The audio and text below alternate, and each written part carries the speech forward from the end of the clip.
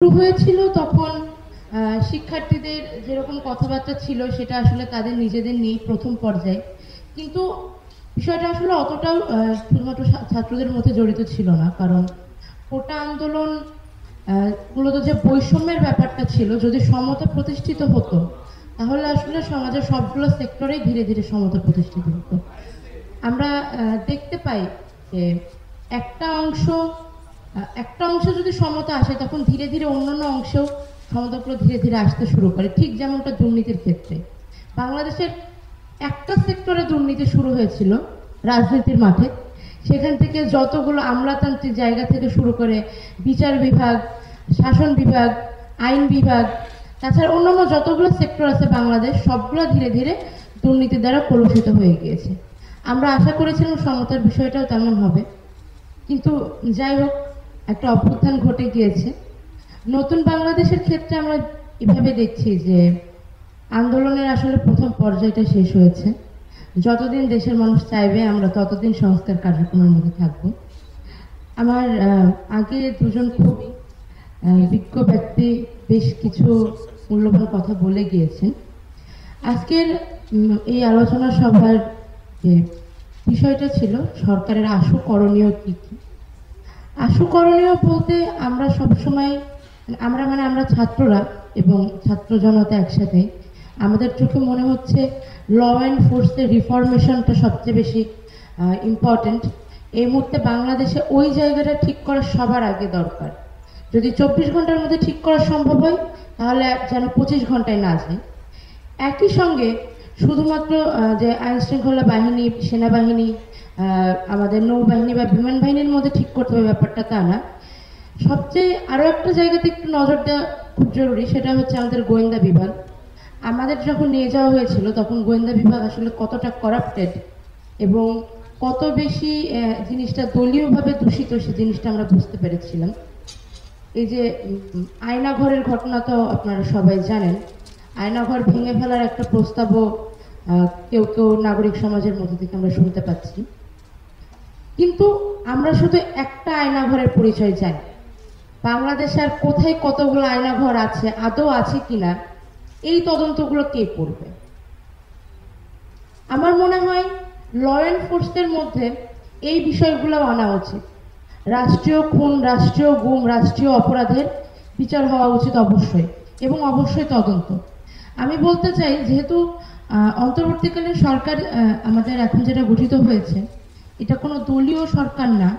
কোনো দলের প্রতি তাদের লয়্যালটি রাখার প্রয়োজন নেই। নিরপেক্ষতা মানে চূড়ান্ত পর্যায়ে তারা থাকতে পারে যদি তারা থাকতে চায়।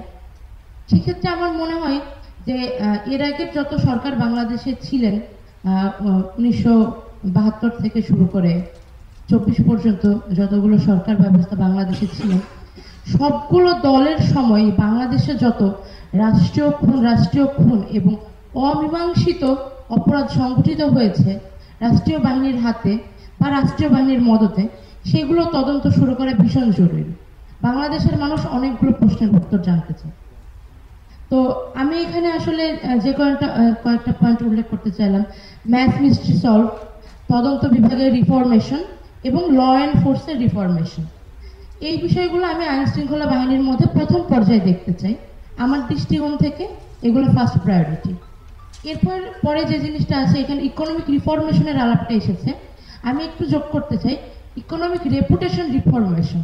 কারণ আমাদের বিশেষত গত এক মাসে জুলাই বিপ্লবের সময় বাংলাদেশের যে মানে বাংলাদেশের যে মুখ, বাংলাদেশের যে পরিচিতি, সেটা কিন্তু বহির্বিশ্বে যথেষ্ট নষ্ট হয়েছে।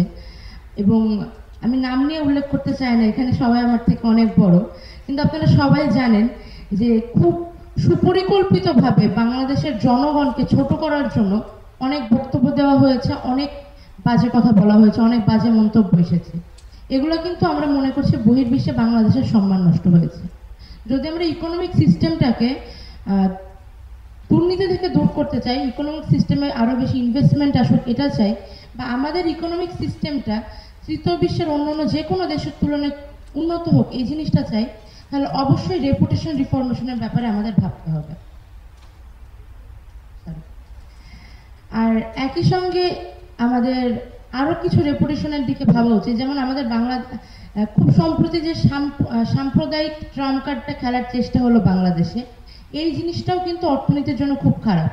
দেখুন, আপনাকে যদি আজকে অন্য একটা দেশে গিয়ে ইনভেস্ট করতে হয়, আপনি অবশ্যই দেখবেন যে সেই দেশে আসলে গণতন্ত্র কতটা শক্তিশালী, সেই দেশের মাইনরিটি বা এথনিক পিপলরা কতটা ভালো আছে।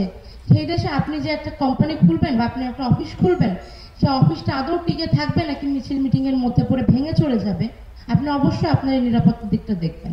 তো বহির্বিশ্বের ব্যাপারটা এমন, বড় বড় ইনভেস্টর কান্ট্রি যারা আছে তারা বাংলাদেশে তখন ইনভেস্ট করবে যখন তারা দেখবে না বাংলাদেশের নাগরিক সমাজের রেপুটেশনটা ভালো। সেই জিনিসটা হাতে ধরে উদ্দেশ্য প্রণোদিতভাবে নষ্ট করা হয়েছিল।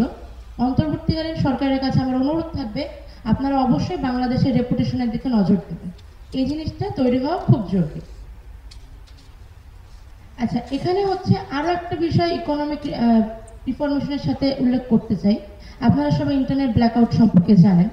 আমাদের ছাত্র আন্দোলন প্রতিহত করার জন্য যতগুলো ন্যাস্টি ওয়েপন ইউজ করা হয়েছে, তার মধ্যে সবচেয়ে ন্যাস্টি ওয়েপন ছিল ইন্টারনেট ব্ল্যাকআউট। ইন্টারনেট ব্ল্যাকআউট এর আগে আমরা কাশ্মীর ছাড়া খুব বেশি জায়গায় দেখিনি, অন্তত আমার জানা মতে না। ভুল হলে কেউ একটু সংশোধন করে দিবেন। এইরকম একটা মানে একবিংশ শতাব্দীতে এসে যখন পুরো পৃথিবী ইন্টারনেটের ওপরে ডিপেন্ডেন্ট এবং একটা দেশের অনেক গুরুত্বপূর্ণ কাজ যেগুলো ইন্টারনেট ছাড়া করা সম্ভব না, সেখানে একটা ছাত্র আন্দোলন প্রতিহত করার জন্য শুধুমাত্র রাতের অন্ধকারে কেউ কারোর সাথে যোগাযোগ করতে পারবে না যে সময়, তখন ব্লক রেট দিয়ে অসংখ্য শিক্ষার্থীকে তুলে নিয়ে যাওয়া হবে এবং তাদের কাছ থেকে কিছু অর্থমূল্য রেখে ছেড়ে দেওয়া হবে। এই ন্যাস্টি একটা কাজ করার জন্য ইন্টারনেট ব্ল্যাকআউট ঘটানো হলো। ইন্টারনেট ব্ল্যাকআউটের ফলে বাংলাদেশের আইটি সেলে অসম্ভব মাত্রার একটা ক্ষতি হয়ে গিয়েছে। আমি জানি না এখানে আইটি সেক্টরে কেউ আছেন কিনা, যদি থাকেন আপনারা কনফার্ম করতে পারবেন। কিন্তু আমি যতদূর জানি বাংলাদেশ অনেক বছর পিছিয়ে গিয়েছে শুধুমাত্র 5 দিন ইন্টারনেট ব্ল্যাকআউটের কারণে। অনেক ফ্রিল্যান্সার, অনেক ওয়েবসাইটের ডিজাইনার, অনেক গ্রাফিক ডিজাইনার, অনেক ব্যক্তি আছেন যারা বহির্বিশ্বের সাথে বাংলাদেশের আইটি সেক্টরের কাজ অনেক বেশি দূর এগিয়ে নিয়ে গিয়েছিলেন। সেই জিনিসটা কিন্তু এই 5 দিনে খুব খারাপ একটা অবস্থায় চলে এসেছে। তো ইকোনমিক রেপুটেশন রিফরমেশনের কাজটা যারা করবেন, সেই সঙ্গে একটু আইটি সেক্টরের এই ক্ষতিটা কিভাবে পূরণ করা যায় সেদিকেও একটু নজর রাখার অনুরোধ থাকবে। এই জিনিসটা আমরা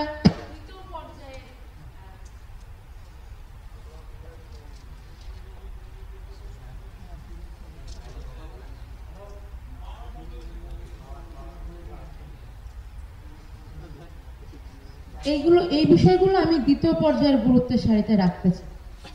মানে ল এনফোর্স ইকোনমির পরে আইটি সেক্টর বাংলাদেশের যে ড্যামেজগুলো হয়েছে, এই ড্যামেজ ফিল আপটা দ্বিতীয় পর্যায়ের ইম্পর্টেন্ট। এছাড়া আরও কিছু বিষয় এখানে উঠে এসেছে, আর সেগুলো আসলে আমি করণীয় হিসেবে না, মানে আশুকরণীয় হিসেবে না, কিন্তু এই সরকার থাকাকালীন সরকারের হাতে শুরু হওয়া উচিত বলে মনে করি। তার মধ্যে অনেক দিনের ক্ষোভকে একটা কথা বলতে চাই, প্লিজ আপনারা ক্যাডার বাহিনী তৈরি করবেন না এবং বাংলাদেশে এমন সিস্টেম নিয়ে আসেন যেন কোনো দল কখনোই ক্যাডার বাহিনী তৈরি করতে না পারে। আমি জানি না একটা সরকার দলের স্টুডেন্ট উইংসের হাতে এমন কি ক্ষমতা থাকতে পারে, এমন কি অস্ত্র থাকতে পারে যার ফলে তারা যে কোনো জায়গায় গিয়ে হুমকি দিতে পারে, যে কোনো জায়গায় গিয়ে কথা চাপিয়ে দিতে পারে। আমি জানি না এই জিনিসগুলো কিভাবে সম্ভব। যদি সরাসরি দলীয় মদদে ছাত্র সংগঠনগুলোর হাতে এই ধরনের শক্তি দিয়ে দেওয়া হয়, যেটা আইন শৃঙ্খলা রক্ষাকারী বাহিনীর থেকেও বেশি শক্তিশালী, তাহলে সেটা দেশের জন্য খুবই ক্ষতিকর। আমি বলবো প্রত্যেকটি দলের নেতা থেকে শুরু করে কর্মী পর্যন্ত জনগণের অংশ, এই পুরো বাংলাদেশ একটি পরিবারের মতো। আপনারা অবশ্যই আপনার দেশের মানুষের কাছে নিরাপদ। দেশের মানুষের হাত থেকে বাঁচার জন্য আপনাদের ক্যাডার বাহিনীর কোনো প্রয়োজন নেই। এই কথাটা মাথায় রেখে দেশের মানুষের কাতারে নেমে আসুন। বার্ডসাই দিয়ে দেশকে না দেখে সমতলে নেমে আমাদের কথা ভাবার চেষ্টা করেন, তাহলে আর আপনাদের ক্যাডার বাহিনীর প্রয়োজন পড়বে না। অন্তর্বর্তীকালীন সরকারের কাছে আমার অনুরোধ, আপনারা অবশ্যই সিস্টেমে এমন একটা পরিবর্তন নিয়ে আসবেন যার ফলে ভবিষ্যতে কোনোদিনই কোনো রাজনৈতিক দল কখনোই ক্যাডার বাহিনী তৈরি করতে না পারে। এর সাথে একটু আরো দুটো বিষয় আমি উল্লেখ করতে চাই। একটা হচ্ছে আমাদের এডুকেশন সিস্টেম, আর একটা হচ্ছে আমাদের হেলথ সিস্টেম। এই দুটো জিনিসকে আমি আলাদা করব না, এই দুটো জিনিস সমান গুরুত্বপূর্ণ। কিন্তু আমার পক্ষ থেকে সুপারিশ থাকবে, শিক্ষা ব্যবস্থা কিভাবে ঠিক করবেন, শিক্ষক সমাজের সঙ্গে তো অবশ্যই, এই সঙ্গে দয়া করে অভিভাবক সমাজকে যোগ করবেন। আমি গত কয়েক বছর ধরে এই জিনিসটা খেয়াল করেছি, যেহেতু আমার ছোট ভাই বোন আছে বেশ কিছু, আমি খেয়াল করে দেখেছি অভিভাবক সমাজ নতুন কারিকুলাম নিয়ে অত্যন্ত চিন্তিত, এবং একই সঙ্গে শিক্ষা প্রতিষ্ঠানের যে অবস্থা সেটা নিয়ে, শিক্ষা প্রতিষ্ঠানের নিরাপত্তা থেকে শুরু করে পাঠনসূচি এবং কারিকুলাম সবকিছু নিয়ে অভিভাবক সমাজ তাদের সন্তানদের ভবিষ্যৎ নিয়ে দুশ্চিন্তাগ্রস্ত। আপনারা শিক্ষক সমাজকে ডাকুন, অভিভাবক সমাজকে ডাকুন, তাদের সঙ্গে বসে থেকে আপনারা এডুকেশন সিস্টেমের একটা রিফরমেশন নিয়ে আসেন, যেটা অবশ্যই শিক্ষক, ছাত্র এবং অভিভাবক তিন গ্রুপের জন্যই শান্তিপূর্ণ হবে এবং উপকারী হবে। আর হেলথ সিস্টেমের ক্ষেত্রে যে জিনিসটা বলতে চাই, এই কথাটা আমি এর মধ্যে কয়েক জায়গায় বলে ফেলেছি, আবারও বলছি। আমাদের প্রত্যেক বছর একবার করে আমরা দেখতে পাই বর্ষার মৌসুমে ডেঙ্গু কিভাবে মহামারী আকার ধারণ করে। এছাড়া আমরা এর আগে বাংলাদেশের দিকে যদি তাকাই, একটা সময় পর্যন্ত আমরা যখন ছোট ছিলাম কলেরার প্রাদুর্ভাব দেখেছি। তাছাড়া বাংলাদেশে ক্যান্সারের চিকিৎসাও এখনো ভালো না, এবং সর্বোপরি কোভিড এসে, করোনা মহামারী আমাদের দেখিয়ে দিয়ে গিয়েছে যে আমাদের হেলথ সিস্টেম কতটা করাপ্টেড। এতখানি করাপ্টেড একটা জায়গা থেকে আর যাই হোক না কেন জনসেবা হওয়া সম্ভব না। আপনারা হেলথ সিস্টেমে দুই জায়গা থেকে আপনাদের রিফরমেশন করতে হবে। প্রথম রিফরমেশন করতে হবে এটাকে কিভাবে করাপশন থেকে দূর করা যায়, কিভাবে দলীয় লেজুর ভিত্তি থেকে দূর করা যায়, দলীয় প্রভাবমুক্ত করা যায়। আপনারা সবাই জানেন যে আমাদের ডাক্তারদের কিছু ছোট ছোট গ্রুপ আছে, ড্যাব আছে, সাকিব আছে, তারপরে হচ্ছে ওনাদের ছাত্র কিছু ওদের ছোট ছোট গ্রুপ আছে যারা অনেক কিছু নিয়ে কথা বলে। কিছুদিন আগে আমরা ওনাদের একটা আন্দোলন দেখেছিলাম 20,000 থেকে 25,000 করার জন্য। এই জিনিসটা আসলে খুবই অপ্রতুল। আমি এখানে ওনাদের হয়ে কথা বলছি না, আমি কথা বলতে চাচ্ছি এই বিষয় থেকে, যদি আপনারা দুর্নীতি বন্ধ করতে চান তাহলে অবশ্যই দলীয় প্রভাবমুক্ত করতে হবে। কিছু ডাক্তার বা কিছু নার্স, কিছু ইন্টার্ন তারা দলীয় প্রভাবের বাইরে থাকার কারণে তারা ক্ষতিগ্রস্ত হবে এবং তারা পিছিয়ে থাকবে। আর কিছু ডাক্তার, নার্স, ইন্টার্ন, ছাত্র তারা দলীয় প্রভাবে অনেক দূর এগিয়ে যাবে। এই জিনিসটা যে অসমতা তৈরি করবে, এই অসমতা থাকলে আপনারা কখনোই দুর্নীতিমুক্ত করতে পারবেন না। এই জন্য প্রথমত আমাদের হেলথ সিস্টেমটা করাপশন ফ্রি করার চেষ্টা করেন, এবং তারপরে এখানে আসবে আপনার চিকিৎসা সেবা কিভাবে উন্নত করবেন। সরকারি হাসপাতালগুলোর এখানে উন্নয়ন খুবই প্রয়োজন। সরকারি হাসপাতাল থেকে রেফারেন্স দিয়ে যেন প্রাইভেট হাসপাতালে কাউকে না পাঠাতে হয়, এবং প্রাইভেট হাসপাতালে যারা যাবে তারা যেন যতখানি আশা নিয়ে সেখানে যাবে সেই চিকিৎসা ব্যবস্থা যেন সেখানে সুপ্রতুল থাকে, এই আশাটা আমার থাকবে। এই দুটো জিনিস উল্লেখ করার ছিল। এছাড়া আরো অনেক সংস্কার রয়েছে। সর্বোপরি অন্তর্বর্তীকালীন সরকারের কাছে আমার চাওয়া হচ্ছে, যতগুলো সংস্কারের কথা এখানে এসেছে, প্রস্তাবনা এসেছে, এবং আমরা আশা করছি এই সবগুলো কাজ আপনারা অন্তত শুরু করুন, এবং সিস্টেমের এমন একটা সিচুয়েশন তৈরি করুন, সিস্টেমটাকে এমনভাবে রিফর্ম করুন যেন আপনাদের শুরু করা কাজগুলো পরবর্তী যারা আসবেন তারা যেন খারিজ করে দিতে না পারেন, তারা যেন এই কাজগুলো শেষ করতে বাধ্য থাকেন, এবং জাতির কাছে দায়বদ্ধতা প্রকাশ করার জন্য তাদের যেন সেই পরিমাণ গার্ডসটা থাকে। এটুকুই আমার চাওয়া অন্তর্বর্তীকালীন সরকারের জন্য। এবং ছাত্র সমাজ এবং জনতার পক্ষ থেকে বলতে চাই, ছাত্র জনতা এই দেশ গঠনের কাজে আগে যেভাবে পাশে ছিল ভবিষ্যতে সেভাবে পাশে থাকবে। আপনাদের দোয়ায় রাখবেন, আমরা আমাদের পক্ষ থেকে সর্বোচ্চ চেষ্টা করব।